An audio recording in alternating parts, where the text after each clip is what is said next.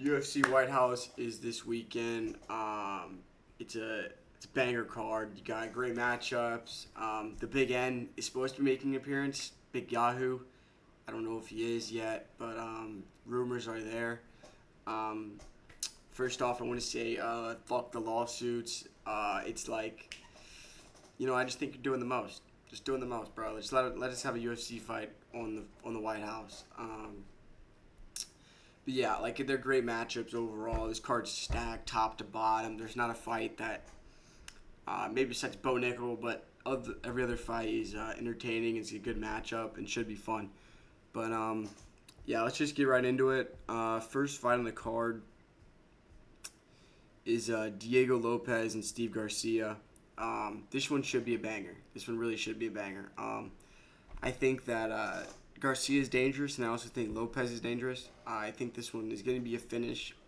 Um, but yeah, I think Garcia did a great job against Anama, David Anama, a couple months ago. I think it was back in October or something. But just because he was always moving, always setting up the jab, always evading strikes, and he was just constantly setting up that jab straight or the jab cross. And I thought he did very good in that fight. But he also does a great job at not just headhunting. He mixed up against the body very well, and he finished him early. And I think that's what he's going to have to do against Diego Lopez this time around. Um, but this Diego Lopez, this is a dangerous fight for Lopez. Obviously, he's got the power. Obviously, he's got the speed. He can go toe-to-toe with anybody in the 145 division. But I just don't know if he's going to consistently land punches throughout this fight, man. I think that, like I said, I think Garcia does a really good job at evading strikes constantly. And I think, Diego Lopez had a hard time hitting Volk the past two times in their fight. And I think that's going to be a problem. Um, but Diego Lopez beat Gene Silva. I think Gene Silva is better than Steve Garcia. I think Gene Silva would beat Steve Garcia in round 2 or 3. Um, and but never know. MMA math is never accurate, so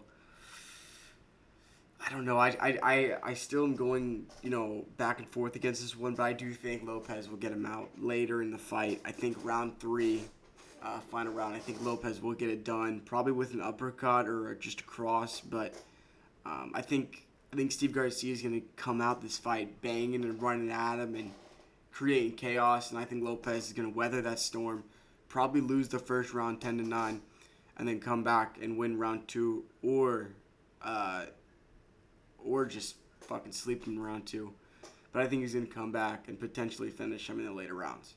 But this is definitely a good fight, dangerous fight, big fight for both guys. There's a lot of stakes on here. Yeah, I think Lopez wins this fight and then calls out Volkanovski for the 18th time. Kill me if that happens, but yeah, should be a banger.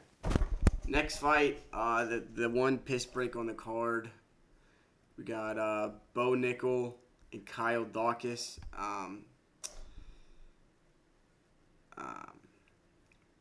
Yeah, it is what it is, man. Somehow Bo Nickel just keeps yeah, whatever.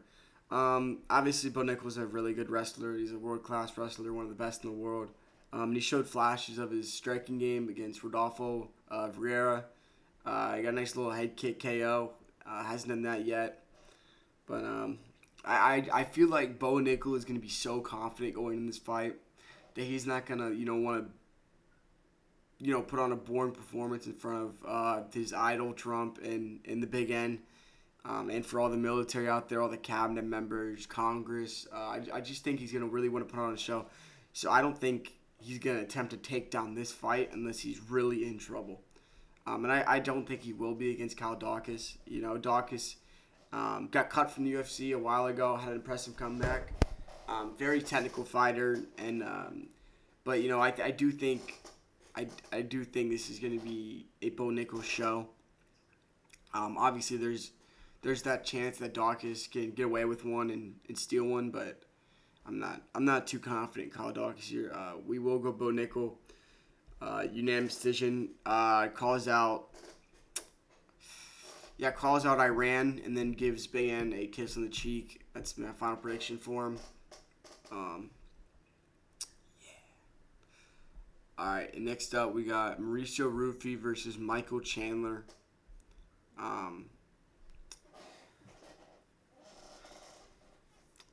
Yeah, we're gonna Michael Chandler could die on Saturday or on Sunday. I just think Mauricio Rufy's very good. We're feeding Chandler to the wolves here. Obviously, Rufy, tall, lengthy, quick, great striker. Part of Fighting Nerd, so he's got that plot armor. Beat Fiziev soundly, and I think Fiziev is way better than Michael Chandler right now. Yeah, like I said, taller, faster, younger, better. I mean, just better, honestly. Chandler, old, inactive. Looked awful against Paddy Pimblett. I mean, awful. I think that's the last time he fought, but just terrible. But Chandler was a dog in his prime. Chandler feeds off chaos. So if he goes into this fight, isn't scared to get hit, and really puts on a show, I think he actually does have a chance. I really do. I think that Chandler just needs to go in, create chaos, exchange punches early, not be a pussy, and not act like he's scared to get hit. Because if Chandler just sits back and lets Ruffy pick him apart, it's not going to be good anyway. So Michael Chandler's got to go in there and make something happen really early in this fight for this to go his way. Actually, I'm pretty excited for this fight. My prediction's gonna be Rufy round 2 highlight KO. I think he's gonna one of probably the performance of the night maybe. Chandler cries, call out to Conor McGregor. Hopefully retires maybe. Rufy speaks in Brazilian, can't understand him, so no idea what he's gonna say. Maybe kiss Trump. I don't know. Maybe. I don't know what he's. Maybe. Next up, Josh Hokett and Derek Lewis. Shit, hold up. Josh Hokett and Derek Lewis. I think Josh Hokett's already getting in Derek Lewis's head. Probably say some racist things. Make fun of his wife, maybe. Once that bell rings, he's gonna just come after Lewis and really, really get him good early on. Obviously, both guys have power. Josh Hokett's a lot more faster than Derek Lewis. I mean, not even close. Derek Lewis, obviously, great power, but he doesn't have any. I think he's missing that willpower left. I think he's quit recently a lot, and hopefully he's not going to quit because Prez is there. But I think he's going to quit. I think it's just going to be simple, get him done early. I'm honestly kind of shocked the odds are only minus 425 for Hokett. I feel like they should be like 700. I mean, he did Curtis Blades pretty bad, so fuck, what's he gonna do to Derek Lewis? It's tough. It's tough. Next fight on the card.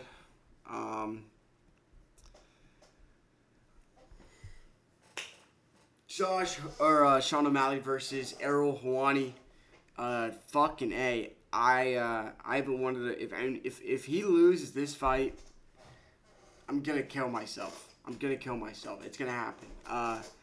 O'Malley, great striker, taller, faster, better, more talented, more popular. Gooner, bigger dick, more money, not Canadian. I think Pink Lambo. Yeah.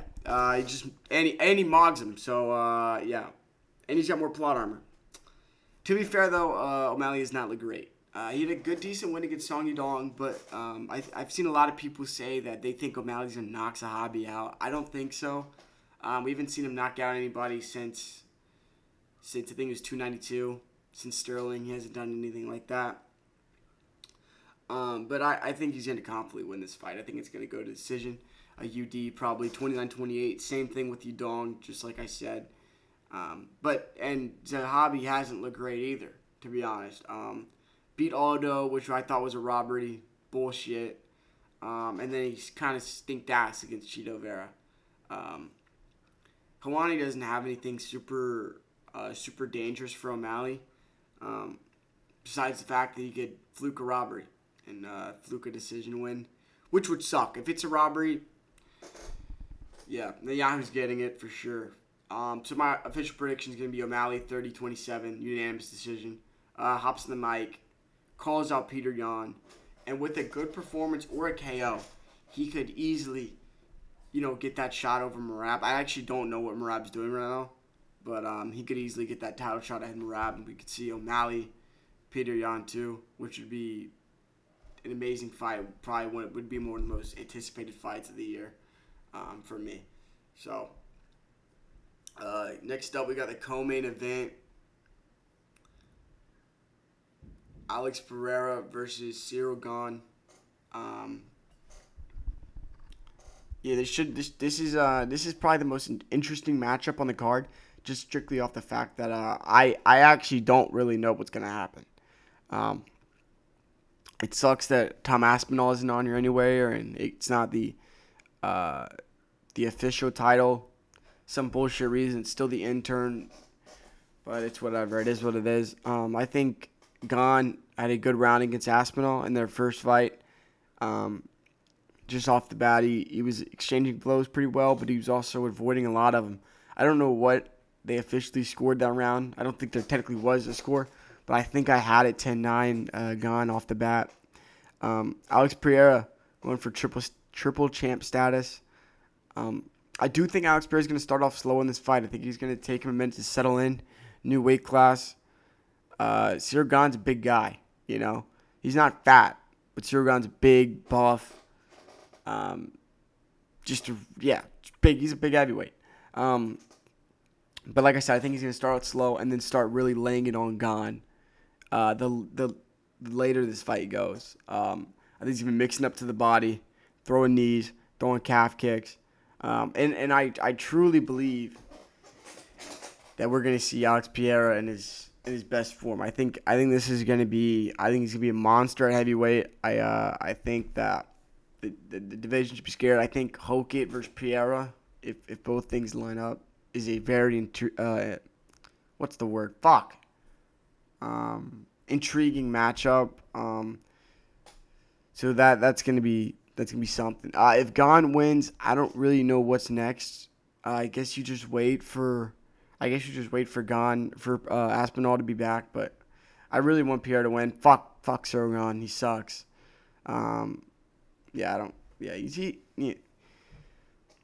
He lost to John Jones in like 2 minutes, but he was like 48, so can't like you that much. Ilia Topuria, main event of the evening. Ilia Topuria versus Justin Gaethje. Fuck. I'm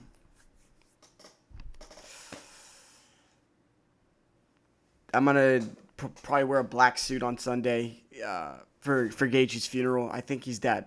I think he's gonna die. He's talking hella shit to Topuria. Made fun of his wife, talking about his divorce and shit. And Topuria's taking that shit personally. And he hasn't taken a lot of fights personally. And he's knocked out 3 of the best to ever do it, So I'm terrified. I think Topuria's gonna come out here with a purpose. I think he's gonna go early at him. But also, I do not think we can count out Justin Gaethje just yet. I think that there is a key to victory that he has, and he can do it. But let's just get over it. Let's just start with this. Topuria, obviously, godlike power. Haven't seen power like this in a 55 or 145 or in a while. He's just so crisp, clean on the feet, but he's also a really underrated wrestler. I think that he might have to use it this fight. I think that Gaethje might attempt a couple of takedowns, and we can really see where Topuria's wrestling is at for real. Because he hasn't had to use it recently, and that's just because he slept everybody he's fought besides Josh Emmett. Did he finish Bryce? I can't remember. But Holloway, Volk, Oliveira didn't really have to use it. I think I think Charles took him down once, but he got back up. So, but yeah, Gaethje. Like I said, do not count him out. I'm not gonna bet on Gaethje. But I think Gaethje, I think the nastier and the more weird and more messy this fight gets, the better it is for Gaethje. I think the key to this is just to go at Ilya early. Everybody's just sat around waiting for him, and that hasn't worked at all. I think every single one of Topuria's KOs, he's been advancing. Maybe except Charles. I think that was just a little combo. But, Max got him up against the walls. Volk got him up against the walls. So if you just keep that pressure on Topuria early, I don't know what's going to happen. I really don't. I think Gaethje also needs to mix in the takedowns and just get a load of where they're at, see if they're going to work or not. See if that's something that could possibly give him an advantage in this fight, because Gaethje was a wrestler before doing mixed martial arts. And also show him the calf kicks, man. I think you got to go at, show him, kick him in his fucking leg and see what he does about it. See how he reacts. See if he loves it or not. But I do think Topuria's going to pull this off. I think it's going to be pretty early KO. Probably 2. Probably go round 2. We'll give Gaethje some credit. If it rains, Gaethje got an advantage. I think if it rains, it'd be hilarious. But yeah, we're going to Topuria round 2. So just off the bat, we have what I say for Diego Lopez. Lopez, TKO in round 3. Bo Nickel unanimous decision, gives Trump a kiss. Hoofy, round 2, highlight KO. Josh Hokett, round 1 KO. Sean O'Malley, unanimous decision. Shambado Shama, round 4 TKO. And then Ilya Topuria, round 2 TKO. I think this card has a lot of matchups that just favor TKOs and KOs in general. I think there's going to be a lot of finishes. And the ones that I said are decisions have a lot of potential to just be finishes in general. Sean O'Malley, obviously one of the best strikers of the world in the world. So, I don't know. You never know. But yeah, man, I'm really excited for this fight. Should be phenomenal. Going to DC tomorrow. Filming this on Thursday. Going to DC tomorrow. Watch the press conference. Watch the weigh-ins. Should be a good time. Shit. But thank you all for watching. I'll post my reaction video on Sunday, and then I got more stuff cooking. I'm thinking. But appreciate y'all. Later.